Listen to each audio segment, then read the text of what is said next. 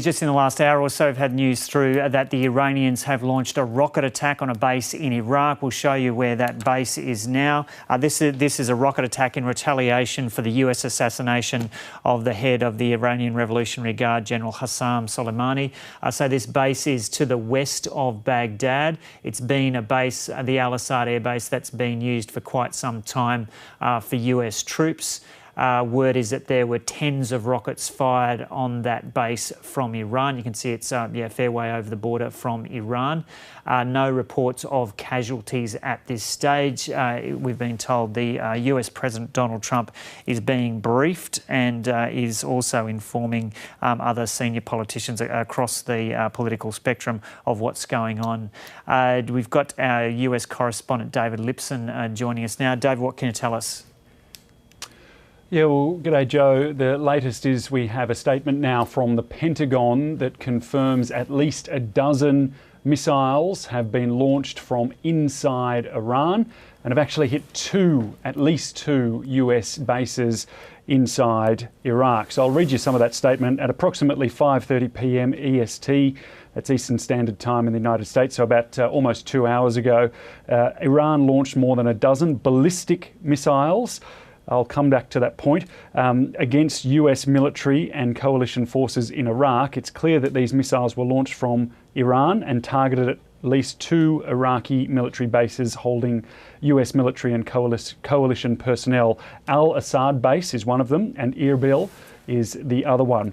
Now, the reason that I mentioned ballistic missiles is that that is clearly only within the capability of Iran itself, not just its proxies. So this does seem to indicate a clear escalation in the conflict that has been going tit for tat for several weeks now, much longer depending on how you look at it. But really the response from the US is what we're watching very closely on now. And I think that will probably depend largely on the sorts of casualties that we will or won't see inside these bases. So the bases hold not only American soldiers but coalition soldiers as well, so Iraqis, possibly some others, indeed from the United States allied countries. But there is a little bit further on that statement. It goes on to say, we're working on initial battle damage assessments, and as we evaluate the situation and our response, we'll take all necessary measures to protect and defend US personnel, partners and allies in the region. So this is a response from Iran that the Pentagon was very much expecting, was very much ready for, and so not unexpected, but certainly a clear escalation in this conflict. Okay, David, so just take us back a few steps. We had this news come through several days ago about the assassination of this general, this senior Iranian general. Take us through what happened back then, and that was in Iraq, wasn't it? Yeah, that's right. It was at Baghdad, or just outside Baghdad airport. Qasem Soleimani, who is or was the top military general in Iran, a very important and powerful figure, not just in Iran, but right throughout the Middle East. He was responsible for coordinating many of Iran's proxies, which have worked against the interests of the United States and Israel in particular, as well as other US allies. So that strike against him was in response to what we'd seen in the days and weeks prior to that, an escalation in tensions. We saw a rocket strike by Iran, or at least its proxies, its Shiite militia proxies against the US embassy in Baghdad, and that resulted in the death of an American contractor. Now, from reporting that we have seen out of the United States in recent days, that attack in particular, followed by pretty violent protests at the US embassy, really infuriated the President Donald Trump. He was watching very closely. He said to reporters on New Year's Eve that he was not going to allow another Benghazi, and that, of course, is in reference to the attack on the US embassy back in 2012, in which the ambassador there, the US ambassador, and 3 other officials were killed. It seems that from that point on, the president was very much on a course to deal a serious blow to Iran. It came as a big shock, not only to Iran, but to the Middle East, and indeed the United States' allies as well. Everyone, it seems, has been scrambling to sort of deal with the repercussions of that strike. And we've seen those enormous protests, those outpourings of grief in Iran and Iraq and elsewhere in the Middle East as to the death of such an important commander. As a result of all of that, that's where this expectation was that Iran was going to retaliate. Iran described the attack on Qasem Soleimani as an act of war, and as such, we have been waiting to see how they would respond. Well, we've seen at least the start of that response. We don't know if this will be the end of it. We also know that Iran has scrapped its adherence to the 2015 nuclear deal. So potentially they could be now working towards enriching uranium to make a nuclear bomb, which experts expect or predict could be done in under 6 months, possibly as short as 2 months. So from here, it's very much unknown. It's very precarious, and indeed the president, we're told, as you mentioned, is watching very closely. We did have a statement from the president's press secretary, Stephanie Grisham, who said, "We are aware of the reports of attacks on US facilities in Iraq. The president has been briefed and is monitoring the situation closely and consulting with his national security team." And by the way, there was also a statement that was released by Iran's officials saying, "We warn all allied countries of the US that if attacks are launched from bases in their countries on Iran, they will be the target of military retaliation." So, as I understand it, if there are countries like Iraq, for example, that are hosting the United States, they have to give permission for the United States to retaliate from there. So that is a clear warning from Iran to those nations that not just Iraq, also Saudi Arabia and no doubt Israel and others as well, that if they get involved, if they allow the United States to retaliate, well, they could become targets too. And David, apart from those recent skirmishes you mentioned between Iran and the US, what's Donald Trump's characterisation overall of General Qasem Soleimani? Well, today he described him as a monster.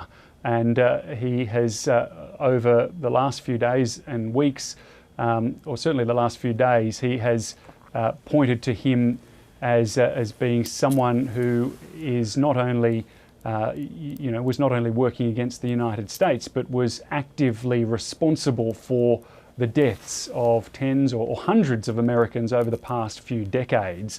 So he has certainly tried to paint this man as a monster.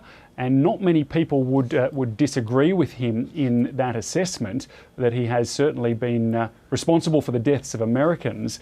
The question really is, why now? Why did the President of the United States choose this moment to actually strike out in such a dramatic way? Because the sort of work that Qasem Soleimani had been doing, he'd been doing for a long time. Remember that George W. Bush and Barack Obama were both presented with opportunities to take him out, and they didn't want to do it. They passed that opportunity up, or those opportunities up, because they feared the repercussions and the risks from taking such a dramatic course of action. Well, Donald Trump is not someone, it seems, who was, well, I don't want to say he wasn't concerned about those risks. Clearly he was, but clearly his urgings, his pressing need, and probably the advice he received to take action like that overrode such concerns.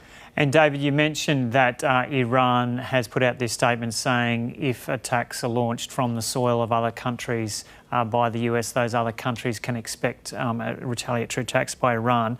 What are the details that have emerged about the assassination of General Soleimani.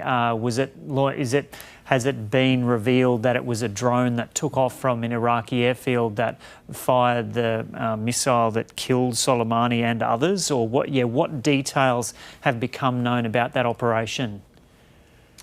Look, the only details that I'm aware of is that it certainly came from a drone. I believe it was from Iraq. I just can't recall at this time.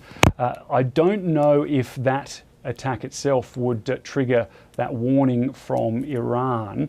That warning has come since that attack. Certainly Iraq would be concerned. It's worth pointing out too, of course, the US has a very strong presence in Saudi Arabia as well. What happened yesterday here in Washington is that the Deputy Defence Minister of Saudi Arabia came for a meeting in the Oval Office with Donald Trump, and unusually that meeting was not publicised by the White House press people. Normally you would get some detail, or at least mention that the meeting was taking place. Occasionally you get a full readout, a background briefing, if you like, on what was discussed. Well, there was no mention whatsoever. So the only way that we heard about it was when the Saudi Arabian Deputy Defence Minister himself tweeted pictures of that meeting, and indeed said that he had come to Washington to convey a personal message from the Crown Prince of Saudi Arabia, and that they wanted to discuss the bilateral ties with the United States. Now, some took that as a somewhat pointed tweet, that perhaps Saudi Arabia was nervous or looking to reposition itself in terms of that bilateral relationship. But not long after that tweet became public, and the President and his administration were criticised for being less transparent than Saudi Arabia, the President himself did tweet as well and confirmed that meeting take place. I mention all of that just because so many of the United States allies have been jittery, or worse. Of course, we saw the Iraqi parliament in the last few days vote to expel all US troops from Iraq. Now, that vote was not binding. It's an interim government in Iraq, and as such, it doesn't look like the United States is going to be leaving Iraq anytime soon. They certainly don't want to. In fact, they're sending additional troops into the region. So there's a lot of confusion around everything that's happening, but certainly these missiles, more than a dozen of them that have hit 2 military bases, largely US-run bases inside Iraq, have ratcheted up the issue here. Okay, now if viewers are just joining us, I might take this opportunity just to go back through this breaking news that's just come through in the last kind of 40 minutes or so. So in the last kind of several hours, Iran has launched a retaliatory attack after that assassination of top Iranian General Qasem Soleimani.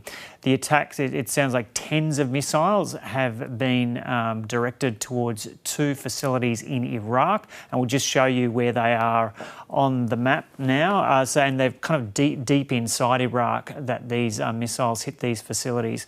So there are facilities where there are significant numbers of US troops. There's no word at this stage if there's been any or injuries or fatalities. One was at this air base, which is just to the west of Baghdad, the Al-Assad air base, and another air base has been hit. We just heard this from our US correspondent, David Lipson. Another air base has been attacked there in the north of the country in Erbil. The White House has put out a statement saying the President is being briefed on what's happened. Of course, we've heard Donald Trump say in the last 24 hours even that there will be a severe response if Iran was to attack US facilities. There's no indication of any US moves at this stage, and Iran has said it would take revenge for the killing of Soleimani, and it has Yeah, so Iran has claimed responsibility of this and said that countries that are hosting US bases where there are attacks on Iranian people and assets from can expect to be attacked as well. We've got our correspondent David Lipson there in Washington. Dave, yeah, you just mentioned the Iraqi reaction after this assassination on its soil. The Iraqis were infuriated about this, weren't they? Yeah, well, they were, I mean, you've got to be a little bit careful when we talk about the Iraqis, because the Iraq is still very much a divided nation, and indeed there are, half of the well, I don't have the percentages, but a large portion of the nation that very much support the United States and it being there, and then a very large portion of the nation that does not support the United States. Either way, the action that the US took was on their soil, and they fear that once again their soil will be used as a major battleground. Their civilians, their people will be caught in the middle of another awful and bloody battle, potentially with Iran, perhaps involving the United States. No one really knows where this will go. But look, it's probably worth pointing out, Joe, that even though this is a very serious escalation in the back and forward between the US and Iran, we've got to keep things in perspective. Remember, the United States strike actually took out the top general of Iran. Now, an equivalent response by Iran, if you look at this, would have been to take out one of the United States' top military generals. Now that, as far as we know, has not happened. It's very unlikely, even though there's a lot of fire and fury in these more than a dozen missiles being launched on American air bases.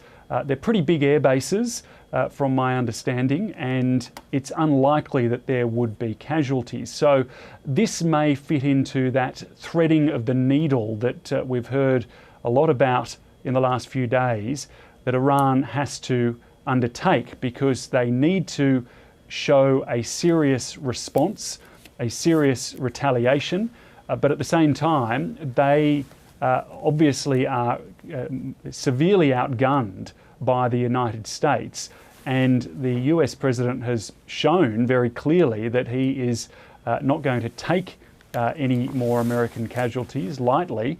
As such, they wouldn't want to poke the tiger in the form of the United States any more than it's been poked.